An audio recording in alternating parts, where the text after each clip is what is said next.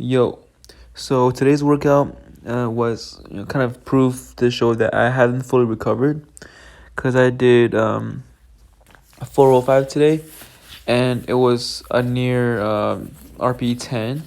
I would say it's more like RP 9.5. And maybe I would have got another one.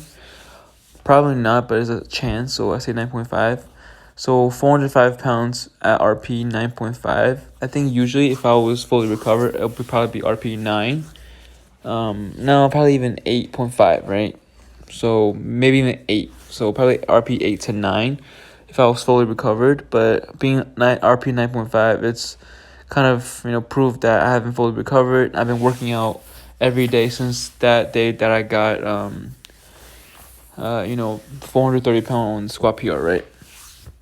So today weights felt a little harder, but I was still able to hit 405 4 plates properly. So it's gonna be standard now. I'm gonna hit at least like 380, 385 every time I do low bar squat, which is great, right? I'm to the point where I'm comfortable squatting that weight on a regular basis, right? Even variations, like I'm like pretty comfortable like 3 count pulse squatting like 375 or 355 now, right? Which is a long pause, but I'm comfortable doing that because of squatting every day, or basically squatting 4 to 7 days a week straight, and then taking a day off, right? I've never taken more than a day off, but squats feel pretty good today, but not the best, okay? And hasn't feel the best since I did 430 a few days ago, but that's normal. But even though I couldn't fully recover, I did do sumo deadlifts today. So I did low bar squats, and I meant to do competition pause bench, but I didn't look at my spreadsheet, so I did close grip pause instead. So I'll do competition pause with high bar tomorrow. But and then I did sumo deadlifts, and sumo deadlifts, the gym that I went to closed at like 6 p.m. and it was like already 5:35 by the time I finished with bench. So I had to kind of rush and pull on my deadlift shoes, Sabo deadlift shoes, which I had about 20 minutes to deadlift. So I worked all the way up to 435 for RP 9.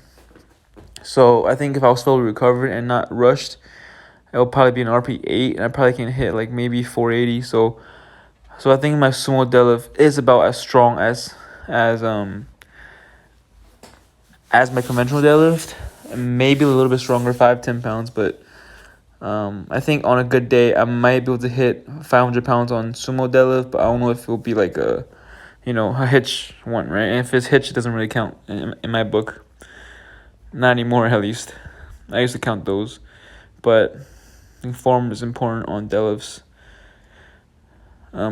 for like long term, right? Because yes, you can like deadlift max, and then the form is kind of off, you can count it, but I think it's good to keep in mind that your form is important, especially on lighter weights, right?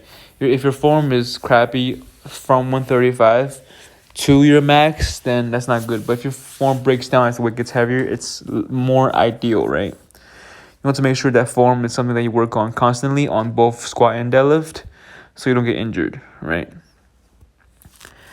But yeah, squat went fine. Deadlift went fine. Kind of in a rush, and I didn't run today. Like I ran 3 days straight, and also did, seated rows yesterday and days before, but I didn't do that today, so I stopped with deadlifts. But yeah, bench was fine. I always have trouble unracking close grip when the weight gets really heavy, and that's that doesn't seem like a super close grip, but I realize close grip doesn't really have to be that close. It could just be like 2-3 inches closer grip compared to your wide grip bench, right? But like unracking over like 250 pounds on the close grip was just harder than usual, or like harder than wide grip, right? I'm kind of having scattered thoughts because I'm kind of tired. But bench went well today. I was gonna ask for a spotter for 270, but because I was worried that I won't be able to unrack it, and I barely did. But The weight itself wasn't that hard. It was like RPE 9. And here's the set. And then I did 240 back off for 2 sets of 3. So not much else to say. I think I'm gonna work out tomorrow, and then Monday probably be at the home gym because I have to go to San Francisco that night. And then I usually will work at the at the San Jose State gym when it's on weekends, like Friday, Saturday, Sunday, maybe Thursday if I have time. But it's a nice gym.